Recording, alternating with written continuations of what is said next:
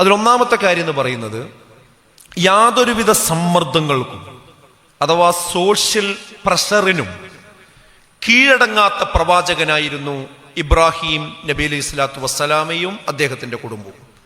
അതാണ് ഇതിൻ്റെ ഏറ്റവും പ്രധാനപ്പെട്ട ഒരു കാര്യം.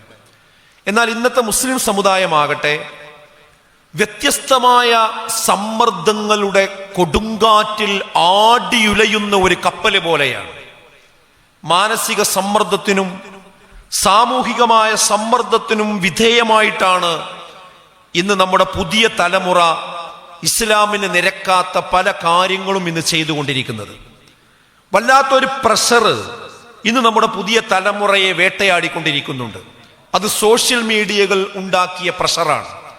അതിലവർ കണ്ടുകൊണ്ടിരിക്കുന്ന റീൽസും അതുപോലെ ഇൻസ്റ്റാഗ്രാമിൽ കണ്ടുകൊണ്ടിരിക്കുന്ന പിക്ചറുകളും വീഡിയോസുകളും അതാണ് അവരെ നയിച്ചുകൊണ്ടിരിക്കുന്നത്.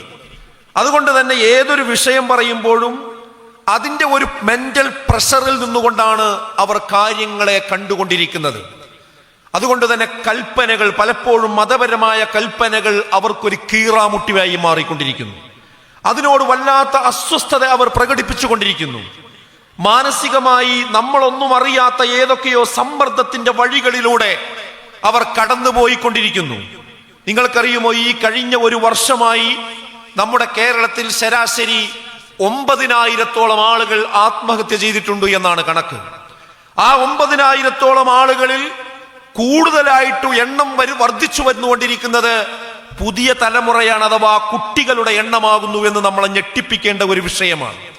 രാജ്യത്തൊട്ടാകെ 14,488 കുട്ടികൾ ഈ കഴിഞ്ഞ ഒരു വർഷത്തിൽ മാത്രം ആത്മഹത്യ ചെയ്തു എന്ന് പറയുമ്പോൾ അത് എന്ത് വിഷയത്തിലാണ്?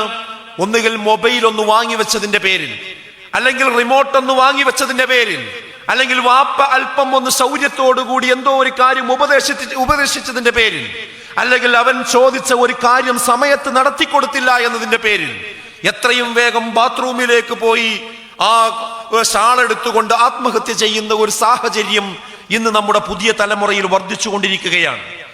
അതൊരു ഭാഗത്ത് അങ്ങനെയുള്ള അന്തസംഘർഷങ്ങളാണ് എങ്കിൽ, കാമുകന്റെ സമ്മർദ്ദത്തിൽ മാതാപിതാക്കളെ വരെ വിട്ട് വീടിറങ്ങിപ്പോകുന്ന പെൺകുട്ടികളുടെ എണ്ണം വർദ്ധിച്ചുകൊണ്ടിരിക്കുന്നു. മറ്റൊരു ഭാഗത്ത് കരിയറിന്റെ സമ്മർദ്ദം കാരണം എനിക്ക് വിവാഹം തന്നെ വേണ്ട എന്ന് നിശ്ചയിക്കുന്ന കുട്ടികളുടെ എണ്ണം ഇന്ന് വർദ്ധിച്ചുകൊണ്ടിരിക്കുകയാണ്. വിവാഹിതയായി കഴിഞ്ഞാൽ എനിക്ക് പഠിക്കാൻ കഴിയില്ല, എനിക്ക് ജോലി നേടാൻ കഴിയില്ല എന്ന് പറഞ്ഞുകൊണ്ട്, അഥവാ ഈ കരിയർ എന്ന് പറയുന്നത് നമുക്ക് ജീവിതത്തിന് വേണ്ടിയാണ്. പക്ഷേ ജീവിതം തന്നെ വേണ്ട, വിവാഹ ജീവിതം തന്നെ വേണ്ട, കുടുംബ ജീവിതം തന്നെ വേണ്ട എന്നാണ് അവർ വെക്കുന്നത്. പിന്നെ എന്തിനാണ് കാശ്? പിന്നെ എന്തിനാണ് ജോലി? ഈ ചോദ്യങ്ങളൊന്നും അവരുടെ മുമ്പിൽ പ്രസക്തമായി മാറുന്നില്ല. ഫാഷൻ ഇൻഡസ്ട്രിയുടെ സമ്മർദ്ദത്തിൽപ്പെട്ടുകൊണ്ട് ജെൻഡർ ന്യൂട്രൽ വേഷത്തിലേക്കും ഒരു കോസ്മെറ്റിക് സംസ്കാരത്തിലേക്കും ഇന്ന് നമ്മുടെ പുതിയ മക്കൾ കടന്നുപോയിട്ടുണ്ട് എന്ന് നമുക്കറിയാം. അഥവാ വല്ലാത്തൊരു സോഷ്യൽ പ്രഷറിന്റെ, ഇൻസ്റ്റാഗ്രാമിന്റെ, സോഷ്യൽ മീഡിയയുടെ ഈ പ്രഷറിലാണ് ഇന്ന് പുതിയ തലമുറ ജീവിച്ചു കൊണ്ടിരിക്കുന്നത്. ഇവിടെയാണ് ഇബ്രാഹിം നബി അലൈഹി സ്വലാത്തു വസ്സലാമ തർബിയത്ത് നൽകിക്കൊണ്ട് വളർത്തിയെടുത്ത സ്വന്തം മകൻ ഇസ്മായിൽ നബി അലൈഹി സ്വലാത്തു വസ്സലാമയെ ഈ ഈദ്ഗാഹിൽ വന്ന പുതിയ തലമുറ ഓർക്കുകയും അനുധാവനം ചെയ്യുകയും ചെയ്യേണ്ടത്. അള്ളാഹുവിന്റെ കൽപ്പനയാണെങ്കിൽ ജീവൻ പോലും വെടിയാൻ തയ്യാറായ പ്രവാചകനായിരുന്നു ഇസ്മായിൽ നബി അലൈഹി സ്വലാത്തു വസ്സലാം. ഇത് ഈ ഈദ്ഗാഹിൽ വന്ന പെൺകുട്ടികളും ആൺകുട്ടികളും ഗൗരവത്തോടുകൂടി നിങ്ങൾ ആലോചിക്കണം. അല്ലാഹു അക്ബർ, അല്ലാഹു അക്ബർ, അല്ലാഹു അക്ബർ, ലാ ഇലാഹ ഇല്ലല്ലാഹു അല്ലാഹു അക്ബർ എന്നുച്ചരിച്ചുകൊണ്ടാണ് നമ്മൾ ഇങ്ങോട്ട് കടന്നു വന്നതെങ്കിൽ എന്താണ് അതിന്റെ അർത്ഥം? അള്ളാഹുവാണ് ഏറ്റവും വലിയ മഹാൻ, അള്ളാഹുവാണ് മഹാൻ. ഇന്ന് നമ്മൾ ബലിയറുക്കാൻ പോവുകയാണ്. എന്താണ് ബലിയുടെ സന്ദേശം? ഇതാ എന്റെ ജീവനെക്കാളും വലുത് എനിക്ക് അള്ളാഹുവിന്റെ കൽപ്പനയാണ്. അങ്ങനെ ഒരു ബലി ഉണ്ടാകാനുള്ള കാരണം എന്താ? നമുക്കറിയാം, ഇസ്മായിൽ നബി അലൈഹി സ്വലാത്തു വസ്സലാമയെ അറുക്കാൻ വേണ്ടി അള്ളാഹു ആവശ്യപ്പെടുകയാണ്.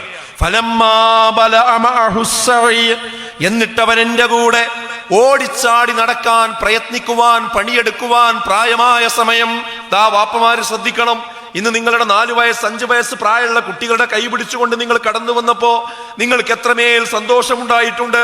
അങ്ങനെ ആ കുട്ടി വിരൽ പിടിച്ച് നടന്നു വരാൻ സമയമായപ്പോ കാലയാ ബുനയ്യ, അതാ പൊന്നുമോനെ അവിടുന്ന് പറയാണ്, ഇന്നി അറാഫിൽ മനാമി, ഞാൻ ഉറക്കത്തിൽ ഒരു സ്വപ്നം കണ്ടിട്ടുണ്ട്, അന്നീ അത് ബഹുക, മോനെ നിന്നെ അറുക്കാനാണ് സ്വപ്നം കണ്ടത്, ഫൻളുർ മാദാ തറാ, നിന്റെ അഭിപ്രായം എന്താണ്? നിന്നെ അള്ളാഹുവിന്റെ മാർഗത്തിൽ അറുക്കാനാണ് എനിക്കത് സ്വപ്നത്തിൽ അള്ളാഹു അറിയിച്ചിരിക്കുന്നത്, മോനെ നിന്റെ അഭിപ്രായം എന്താണ്? ഈ ചോദ്യം മക്കളെ നിങ്ങളോട് നിങ്ങളുടെ പിതാക്കന്മാര് ഏതെങ്കിലും ഒരു കാര്യത്തിൽ ഒരു ഉപദേശം നിങ്ങളോട് പറഞ്ഞാൽ അത് തന്ത വൈബാണെന്നും അത് തള്ള വൈബാണെന്നും പറഞ്ഞ് കളിയാക്കുന്ന പുതിയ തലമുറയുടെ മുമ്പിൽ നിർത്തിക്കൊണ്ടാണ് ഞാൻ പറയുന്നത്. ഇസ്മായിൽ നബിയോട് ഇബ്രാഹിം നബി ചോദിക്കുകയാണ്, മോനെ നിന്റെ അഭിപ്രായം എന്താ? എന്തിനാ അഭിപ്രായം ചോദിക്കുന്നത്?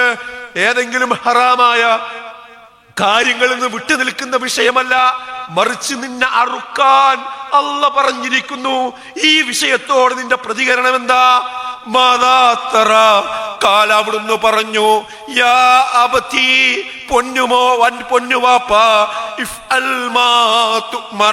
അല്ല എന്താണോ നിങ്ങളോട് കൽപ്പിച്ചത് അത് നിങ്ങൾ പ്രവർത്തിച്ചു കൊള്ളുക. സതജിദുനി, നിങ്ങൾക്ക് എന്നെ കാണാൻ പറ്റും, ഇൻഷാ അല്ലാഹു മിനസ് സാബിരീൻ, അല്ല വിചാരിക്കുകയാണെങ്കിൽ ക്ഷമാശീലരുടെ കൂട്ടത്തിൽ എന്നെ കാണാൻ പറ്റുമെന്നാണ്. നോക്കൂ നിങ്ങൾ സുഹൃത്തുക്കളെ, ഇസ്മായിൽ നബിയോട് അറുക്കണമെന്ന് പറയുമ്പോൾ തിരിച്ചൊരു വാക്കില്ല, എന്നെ അറുക്കേ എന്നുള്ള ചോദ്യമില്ല, അവനിൽ ലിബറൽ ചിന്തകളില്ല, മറിച്ച് അതിന് വിധേയമായി കൊടുക്കുകയാണ്. ഇസ്മായിൽ നബി ഇങ്ങനെയായത് ഒരു സുപ്രഭാതത്തിലല്ല, അള്ളാഹുവിനെ കുറിച്ച് പഠിച്ചതുകൊണ്ടാണ്, അല്ലെങ്കിൽ പഠിപ്പിച്ചതുകൊണ്ടാണ്. സുഹൃത്തുക്കളെ, രക്ഷിതാക്കളോടാണ് എനിക്ക് രണ്ടാമത് ചോദിക്കാനുള്ളത്. നമ്മുടെ മകനോട് ഇന്ന് ഇസ്ലാമികമായ ഒരു കാര്യം നിങ്ങൾ പറഞ്ഞാൽ, എന്തിനധികം മോനെ ഈ റീൽസ് ഒന്ന് കാണണ്ട, ഈ പോക്ക് നമുക്ക് ശരിയല്ല, മോളെ നീ പ്രണയത്തിന്റെ പിന്നാലെ ഇൻസ്റ്റാഗ്രാമിൽ പരിചയപ്പെട്ട എവിടെയോ കിടക്കുന്ന ഒരു ചെറുക്കന്റെ പിന്നാലെ നീ നടക്കരുത് മോളെ, ആ കല്യാണം നമുക്ക് നല്ലതല്ല എന്ന് പറഞ്ഞാൽ നിങ്ങളുടെ കുട്ടികൾ എങ്ങനെ നിങ്ങളോട് പ്രതികരിക്കും? ഇസ്മായിൽ നബി എവിടെ നിൽക്കുന്നു? എന്തേ നമ്മളെ കുട്ടികൾ നേരെ തിരിച്ചു പ്രതികരിക്കാൻ കാരണം? അവർ കരയാൻ കാരണം, അവർ വീട് വിട്ടിറങ്ങാൻ കാരണം, അവർ മാതാപിതാക്കളെ സമ്മർദ്ദത്തിലാക്കാൻ കാരണം? അതിന് കാരണമുണ്ട്. ഇസ്മായിൽ നബിക്ക് പഠിപ്പിച്ചു കൊടുത്ത പടച്ചോനെ കുറിച്ചുള്ള ബോധമുണ്ടല്ലോ, അത് നമ്മൾ നമ്മുടെ മക്കൾക്ക് പഠിപ്പിച്ചു കൊടുത്തില്ല. അതാണ്, വേറെ കാരണമൊന്നും അതിനില്ല. ഈ ഭൗതിക വിദ്യാഭ്യാസത്തിന്റെ കരിയർ ഭ്രാന്തിന്റെ തിരക്കിൽ ഇത് പഠിപ്പിക്കാൻ ആർക്കൊന്നും നേരല്ല. ആ ഒരു മദ്രസയാണ്. നമുക്കറിയാം, മദ്രസ എന്ന് പറയുന്നത് ഓരോ ദിവസവുമാണ് നമ്മുടെ നാട്ടിൽ മദ്രസ നടന്നിരുന്നത്. 3-4 മണിക്കൂർ ഉണ്ടായിരുന്നു മുമ്പ്, അത് പിന്നെ 3ആയി, 2ആയി, 1ആയി, ഇപ്പോഴോ ശനി ഞായറുമായി, അവസാനം ഞായറാഴ്ച മാത്രമായി, അവസാനം അത് ഓൺലൈനിലായി. ഞാൻ ചോദിക്കട്ടെ, എന്താ ഓൺലൈൻ വിദ്യാഭ്യാസം മദ്രസ അത് നടത്തിയാൽ മതി എന്നുണ്ടെങ്കിൽ അതേപോലെ തന്നെ പോലെ ഭൗതിക വിദ്യാഭ്യാസം ഓൺലൈനിൽ പോരെ, 1 മണിക്കൂർ പോരെ?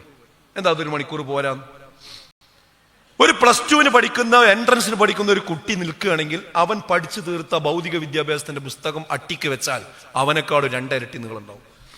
അത് പഠിക്കാൻ എത്ര സമയം ചെലവാക്കണത്?